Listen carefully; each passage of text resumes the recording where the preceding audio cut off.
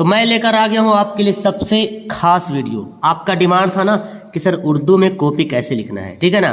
बहुत important video होने वाली है। जैसे मेरे पास उर्दू का क्वेश्चन है, आपको मैंने बता दिया है कैसे फॉर्म भरना है, कैसे इसका सारा डिटेल्स वगैरह लिखना है अटेंडेंस में, ये सारा कुछ मैंने बता दिया, ठीक है ना। ये देखिए क्वेश्चन जब मिलता है ना, ध्यान से यहाँ पर 3 घंटा 15 मिनट का समय मिलेगा उर्दू को मतलब उर्दू क्वेश्चन बनाने के लिए, ठीक है। उसके बाद आपको एक बात बता दूं, यहाँ पे बहुत कुछ डिटेल्स दिया हुआ है कि आपको करना क्या है। यहाँ पे देखो, यहाँ पे सारा डिटेल्स दिया हुआ है, ऐसे इसको पढ़ भी सकते हो, वरना मैं बता देता हूँ। इसमें सेक्शन बना होता है ऑब्जेक्टिव का, सब्जेक्टिव का। 50 सवालों का जवाब देना है, 100 सवाल रहेगा, उसमें 50 सवाल का जवाब देना है, ठीक है ना। फिर सेक्शन बी में आपको मिलेगा तवील सवालात है, उसमें जवाब देना कितना, सब वहाँ पर लिखा रहेगा, ठीक है ना। और 15 मिनट का जो एक्स्ट्रा टाइम मिल रहा है यहाँ पे, 3 घंटा 15 मिनट, ये 15 मिनट जो समय है ना, ये क्वेश्चन को ध्यान से पढ़ने के लिए। अगर आपने 15 मिनट क्वेश्चन को ध्यान से पढ़ने में लगा दिया, अच्छा समझ में आ गया 15 मिनट, तो बाकी 3 घंटा के अंदर आप इसको आराम से बना पाओगे। बच्चा करता क्या है ना, किस क्वेश्चन को सही पढ़ता नहीं, अब फटाफट बनाना शुरू कर देता है। 15 मिनट में करना क्या, जैसी कॉपी मिलेगा आपको करना क्या होगा, पहले ऑब्जेक्टिव देखना है यहाँ पे क्या क्या क्वेश्चन दिया हुआ है, ठीक है ना। चल देख लीजिए एक बार ऑब्जेक्टिव यहाँ पे, ठीक है। या तो चाहे तो आप इसको बना भी सकते हो, मतलब टिक लगा सकते हो कौन सा तुम्हारा ऑब्जेक्टिव बन जा रहा है, कौन सा नहीं बन रहा है, ठीक है। जो बनेगा पहले हल्का हल्का ऑब्जेक्टिव बनाएंगे, याद रखिएगा, जो ऑब्जेक्टिव बनेगा पहले उसको बनाना है। अब आपने इसको देख लिया, यहाँ पे शुरू में भी ध्यान से देखिए, इतना मालूम होना चाहिए कि देखो दे रहा है यहाँ पे 50 सवाल का ही जवाब देना है। देखिए 50 सवाल जाँच किए जाएंगे, केवल 50 सवाल ही जाँचे जाएंगे। आप 100 बना दीजिएगा, कोई फर्क नहीं पड़ने वाला, 50 सवाल ही चेक होगा, तो आपको बनाना है। उसके बाद यहाँ पर ज़रा ध्यान से देखिए, तो अब बोलता है क्या, एक उन्वान दिया हुआ है, मजमून, ये उन्वान दिया, इसमें मजमून लिखना है, 250 से 300 लफ्ज़ों में लिखना है, ठीक है। और खत लिखना है, या तो फिर या लिखा ये या दरखास्त, दोनों में से कोई एक लिखना है, ठीक है ना, दोनों में से कोई एक लिखना है। और फिर यहाँ पे 10 सवाल का जवाब देना है, जो कि 1 लाइनर है ये, ठीक है ना। मुख्तसर दीजिए जवाब, लंबा जवाब नहीं देना, मुख्तसर देना है, ठीक है। उसके बाद यहाँ पे टोटल 20 क्वेश्चन रहेगा। फिर जो है ये 3 क्वेश्चन का जवाब देना है। यहाँ पर मेरे ख्याल से 6 क्वेश्चन है, इसमें 3 क्वेश्चन का जवाब देना है। अब इतना आपको समझ में आ गया। अब आपको करना क्या होगा, पहले ऑब्जेक्टिव बनाना होगा। तो OMR आपको मिलेगा 1 घंटा, OMR के लिए मिलेगा 1 घंटा, तो आपको 1 घंटा में OMR को बना के जमा कर देना है। ऑब्जेक्टिव को कैसे बनाना बाबू, जो हल्का हल्का क्वेश्चन है, कहीं से भी मिले एकदम हल्का हल्का क्वेश्चन, 50 क्वेश्चन को देख के बना देना एकदम, जो हल्का हल्का है। अब चाहो तो तुम आगे से बना सकते हो, चाहो तो पीछे से भी बना सकते हो। कभी कभी क्या होता है पीछे से भी हल्का क्वेश्चन देता है, ठीक है ना, तो इधर से बना भी सकते हो। तो जैसे लगे आपको हल्का हल्का 50 बनाना है। उसके बाद यहाँ पे देख लीजिए कौन आपसे बन पाएगा। अब मैंने कॉपी लाया है, इस तरह से कॉपी रहेगा आपके एग्जाम में, तो शायद इसी टाइप का रहेगा। यहाँ पे आपको फोटो वगैरह बना रहेगा, ठीक है ना, तो कुछ इसी टाइप में रहेगा, है ना, लैंडस्केप रहेगा। तो आपको इधर से तो उर्दू लिख रहे हैं ना, तो उर्दू तो दाएं तरफ से लिखते हैं। तो बच्चे का मन में सवाल होता है कि सर उर्दू हम दाएं तरफ से लिख सकते हैं, तो अगर कुछ बच्चा क्या करेगा, ऐसे लिखेगा बाएं साइड से। तो बाएं साइड से लिखिएगा तो कैसे लिखिएगा बताइए, ऐसे लिखिएगा तो आपका कॉपी सही नहीं बनेगा। इधर से लिखोगे, लिखते लिखते फिर इधर ही उल्टोगे, तो ऐसे में नहीं सही रहेगा, ठीक है ना। आप सबसे बेस्ट काम करना, कॉपी को ऐसे कर देना, ये पलट लेना कॉपी को, लेकिन ध्यान रहे इस पन्ना को छोड़ देना, क्योंकि कभी कभी क्या हो सकता है कि फट भी सकता है पन्ना, तो फटेगा तो नीचे बच जाएगा। इस पन्ना को आपको छोड़ देना है, ठीक है ना, उलट दीजिए और फिर दाएं तरफ से लिखना शुरू कर दीजिए। अब एक बात समझ लीजिए, अगर आपकी राइटिंग ठीक ठाक है, साफ साफ लिखते हो, पढ़ने में समझ में आ जाता है, तो आप राइटिंग लाइन नहीं छोड़िएगा तो चलेगा।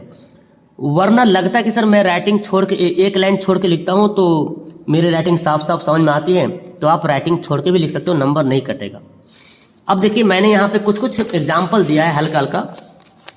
जैसे यहाँ पे देखिए हमको लिखना है, ये मजमून लिखना है, ठीक है।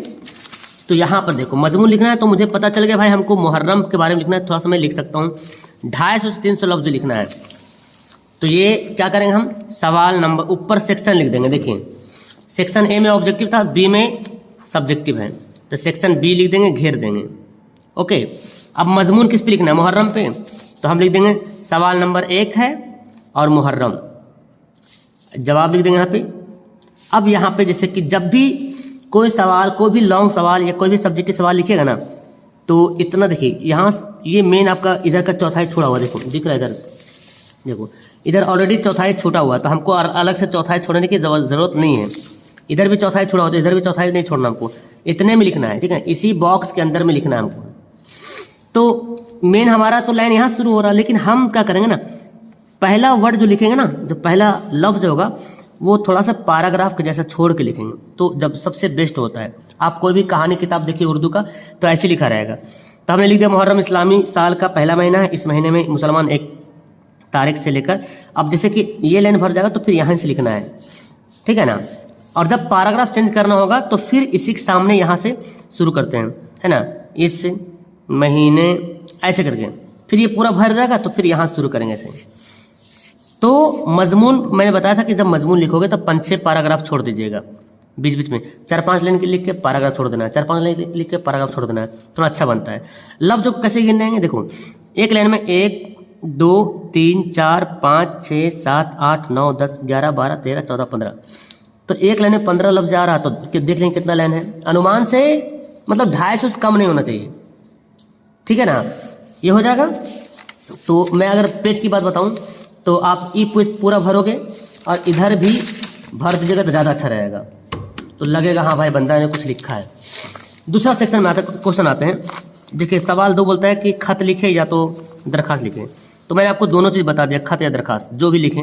तो मैं यहाँ पे एग्जाम्पल दरखास्त कर दिया हूँ। जैसे देखिए सवाल नंबर 2 जवाब लिखा हूँ बखिदमत। अब खत लिखने जो दरखास्त लिखने का तरीका मैंने बताया था कैसे लिखा जाता है दरखास्त, ऐसे ही मैंने लिखा है यहाँ पे, इसी फॉर्मेट में आपको लिखना है दरखास्त। कोशिश देखिए डिफरेंट क्या होगा, कोशिश ये करना है कि एक ही पन्ना में पूरा दरखास्त लिख दें। मतलब ऐसा नहीं करना है आपको कि मान लेते हैं कि हमारा यहाँ पे एक क्वेश्चन खत्म हो गया यहाँ पे, तो यहीं से दरखास्त लिखना शुरू कर दें, फिर आगे का पार्ट कहाँ लिखेगा, इधर लिखेगा, तो ऐसे में खराब लगेगा देखने में। तो एक ही पन्ना में दरखास्त को हटा देना है, ठीक है, समझ आ गया। उसके बाद आते हैं सवाल नंबर 3 की ओर। सवाल नंबर 3 में बहुत सारा क्वेश्चन दिया हुआ है, 20 क्वेश्चन आपको बनाना, केवल 10 क्वेश्चन बनाना है।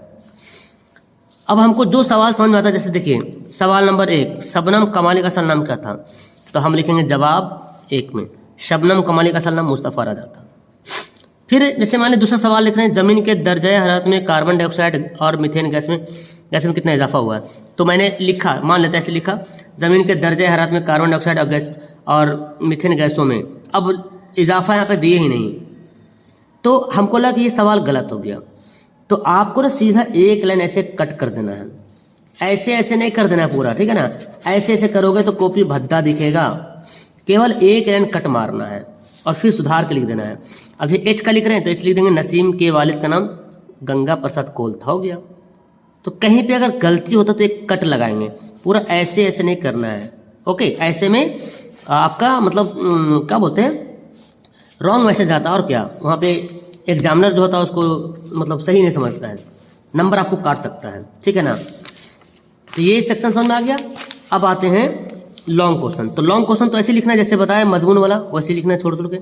वाहिद जमा में जैसे वाहिद जमा ले बना रहे हैं यहाँ पे देखिए, तो वाहिद जमा में क्या है, देखिए यहाँ पे 10 वाहिद जमा दिया, 5 बनाना है, तो जो हल्का लगे बना दीजिएगा। जवाब दे दिए यहाँ पे, जवाब देखो सवाल नंबर 4 सवाल नंबर 4 हो गया, सवाल नंबर 4 यहाँ पे सवाल नंबर 4, ठीक है ना। इसका हम ई वाला दे रहे हैं, तो जवाब में लिख देंगे जवाब ई। अब वाहिद जमा, इधर वाहिद जमा ऐसे लिख देंगे, लाइन भी दे सकते आप। अब अगला सवाल का, अब कुछ बच्चा क्या होता है कॉपी बचाता है, कंजूसगिरी, जैसे लाइक करने में कैसे कंजूस करते हैं वैसे करता है, तो इधर ऐसे करके ऐसे बना लेगा। ऐसे नहीं करना, कॉपी तुम्हारे पास बहुत सारा है, नीचे करके आराम से बना लीजिएगा इस तरह से अल्फाज इज़दाद। तो 5 ही बनाना है, ध्यान रखिए, और ऐसे एक लाइन से बनाइएगा। मतलब कुछ बच्चा क्या है ऐसे बनाएगा, जैसे कि मौका है ना, तो मौका हो गया और मवाक़े, तो ऊपर लिखिएगा तो ना पता चलेगा वाहिद कौन जमा कौन है।